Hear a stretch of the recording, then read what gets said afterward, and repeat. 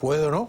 ¿Por qué? Me pregunto yo, y vamos a lanzar esa pregunta sobre la mesa. Para ello contamos con la presencia de Jesse Manzano Plaza, consultor y estratega político republicano. Muchísimas gracias, Juan Manuel, por estar aquí en el programa. A su lado está Orlando Luis Pardo Lazo, uno de los más brillantes escritores y blogueros cubanos, sin duda, que representa una generación de gente inteligente y mesurada. Y digo lo de mesurada porque se nos acusa muchas veces de excesivos. Boris Larramendi, músico y compositor cubano, es un verdadero artista, ¿no? Pertenecido a Habana, primero era Habana Oculta y después era Habana Abierta, ¿no? Sí, bueno. Un grupo que mucha gente cree que revolucionó de verdad la música cubana. Así que es un grupo de gente joven, interesante. Como estratega y consultor republicano, la primera pregunta es, ¿se adelantó Ted Cruz? ¿Es una buena idea haberse adelantado a todos los demás candidatos o lo van a meter en la trituradora y no va a salvarse? Bueno, el anuncio de él tiene un punto de vista mediático, ¿verdad? Es lo que trata de acaparar ahora es la atención de los medios de prensa, y como estamos nosotros aquí conversando sobre este tema, ha tenido éxito. Desde el punto de vista estratégicamente financiero, es un poco extraño que un candidato político anuncie al final de un ciclo para recaudar fondos. O sea, el ciclo termina ahora a fines de marzo, en una semana, y empieza nuevamente a principios de abril. A los candidatos les gusta anunciar al principio del siglo porque así tienen 90 días para recaudar fondos. Así que lo que va a anunciar ahora probablemente sea un cero o muy poco dinero, lo cual lo pone en una situación incómoda, pero no necesariamente difícil. A lo que Marco Rubio ha dicho que a finales de año lo anunciaría en caso. Entonces, ¿eso no es muy tarde también? Yo creo que es muy tarde, pero yo creo que dentro del campo del senador Marco Rubio se está pensando adelantar ese anuncio. Ya eso ya se viene comentando, y yo creo que lo vamos a ver quizá antes del verano. ¿Cómo no? Antes de hablar con Orlando y con Boris, yo quiero... ¿Qué piensan? Porque no, Ted Cruz está por allá por Texas, no tenemos muchas ideas, ¿no? Se dice que es un radical, etcétera, etcétera. Yo cogí un anuncio de su propia página, un pedazo, porque es un poco más largo, y vamos a escuchar qué propone para estar hablando en concreto este hijo de cubano. Adelante. Él está diciendo ahí, mi historia es como la de cualquier familia americana, hijo de un padre inmigrante cubano que sufrió represión. Dice que su madre es pionera de las ciencias de las computadoras. Ahora habla de su batalla contra el Obamacare, de su batalla contra el crecimiento desproporcionado de la deuda o el déficit fiscal. Dice que cada familia debe $151.698.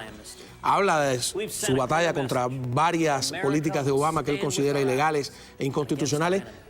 Habla de su lucha contra el terrorismo.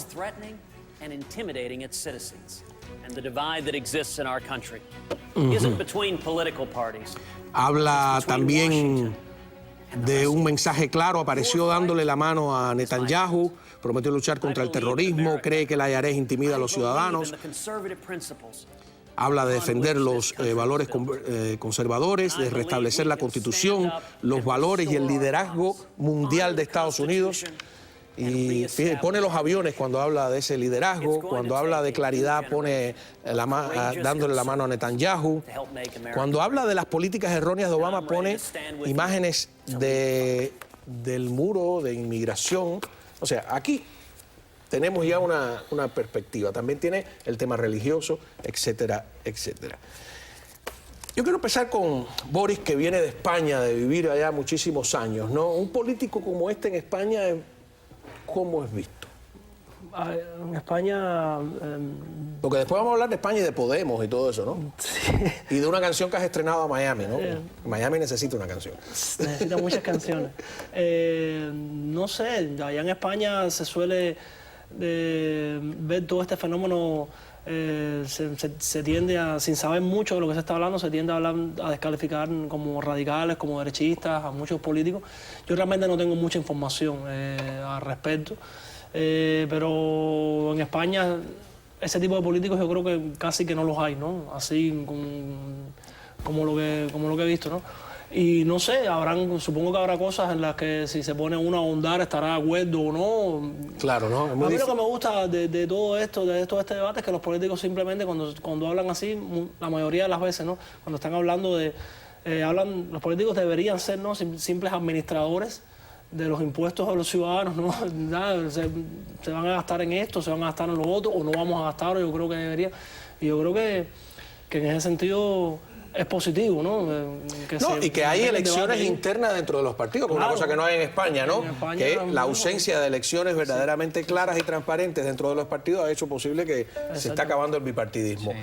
Tú estás ahora... ¿En qué estado? Que a veces me cambias de lugar. Estoy en Rhode Island como profesor adjunto de escritura creativa de la Universidad de Brown por este semestre. Ajá. ¿Y cómo se ve desde allá Ted Cruz? Bueno, Brown University es un liberal arts college. Rhode Island es un estado eminentemente demócrata. Claro, reconozco lo que tú dices. Muchas veces el exilio cubano ha tenido que cargar con este estigma de, por no ser simpatizante con el régimen de Fidel Castro, pues ser radical, ser reaccionario, no ser progresista. Y yo creo que le pueden tratar de pasar un poco en estos debates o en la propaganda mediática, y los medios tienden a ser muy anti esta línea conservadora, pues. Pero hay que ver como que las aguas vayan tomando su nivel, porque, por ejemplo... decir, es un poco optimista de tu parte, ¿no? Decir que se trata del primer candidato un poco de filiación cubana, aunque su padre sea cubano, porque lo mismo podríamos decir del presidente Obama, ¿no? Sería el primer candidato kenyano, porque su padre era kenyano, que llega a la presidencia. No, sí, claro. ¿Tú crees que entonces, en Kenia no estaban orgullosos de eso? Pero me parece que son un poco fuerzas ficcionales, ¿no? Es un norteamericano. Pero fíjate, pero los kenianos estaban orgullosos de que uno de los suyos llegara a la presidencia. Los cubanos, yo dije, voy a decir que estoy orgulloso de que Ted Cruz aspira a la presidencia. Me dijo, oye, ¿te vas a atrever tú a decir eso? Mira que ese tipo es del Tea Party. O sea, ya crean una imagen donde a mí me da la gana de estar orgulloso de Marco Rubio, aunque no esté de acuerdo en todo lo que opina. No. Te hacen sentir vergüenza de algo que es natural en uno. Cao, algo interesante en esta conversación que tenemos que también poner en perspectiva es lo siguiente. Aquí en los Estados Unidos tenemos 3 senadores, hay 100 senadores. 3 de ellos, ¿verdad?, son cubanoamericanos. Obviamente Ted Cruz, Marco Rubio y no olvidemos al senador de New Jersey, Bob Menéndez. 3.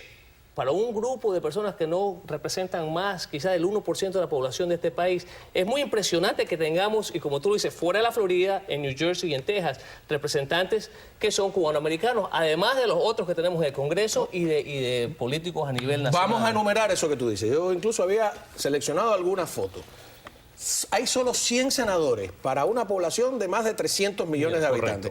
Tenemos, a ver, en el orden de las fotografías que hemos escogido, por favor, tenemos a Ted Cruz, que es un senador, como dije, electo con el voto de los mexicanos y de los americanos. Tenemos, a ver la segunda fotografía, a Marco Rubio, que ese es nuestro aquí del área, ¿no?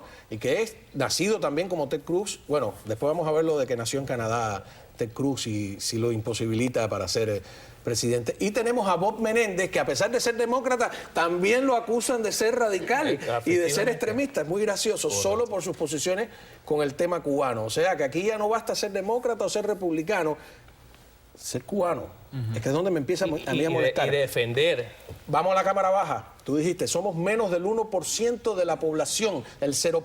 tanto por ciento de la población norteamericana, y tenemos una representación increíble también en el Congreso. Aquí tenemos a Eliana Ros-Lehtinen, que es una de las más antiguas congresistas de este país, nació en Cuba. ¿No? No puede aspirar a la presidencia, pero Mario sí puede aspirar a la presidencia, porque nació aquí en los Estados Unidos, ¿no? Congresista republicano. Y tenemos, bueno, el más joven de todos los congresistas, que es Carlos Curbelo, y anteriormente estaba Joe García por el Partido Demócrata. Y tenemos, se te ha olvidado, Albio Sires. No podemos olvidar, quizás el más cubano de los 4. Exactamente, Albio Sires, que es el que ocupó el puesto que Bob Menéndez dejó cuando pasó a ser senador. Demócrata. También, correcto. Demócrata, ¿no? Y tenemos un vicegobernador. No lo olvidemos. El vicegobernador de nuestro estado, que es López Cantera, pues es cubano. Y tenemos alcaldes y tenemos representantes. Y creo que por Connecticut, una de las ciudades, hay un alcalde que es cubano, y donde quiera. O sea, vamos, cuando regresemos a la pausa, a tratar de explicar a qué se debe el éxito político de una minoría tan minoría como la nuestra. ¿Será que tenemos razones para discutir políticamente lo que nos han arrebatado? No lo sé, cuando volvamos.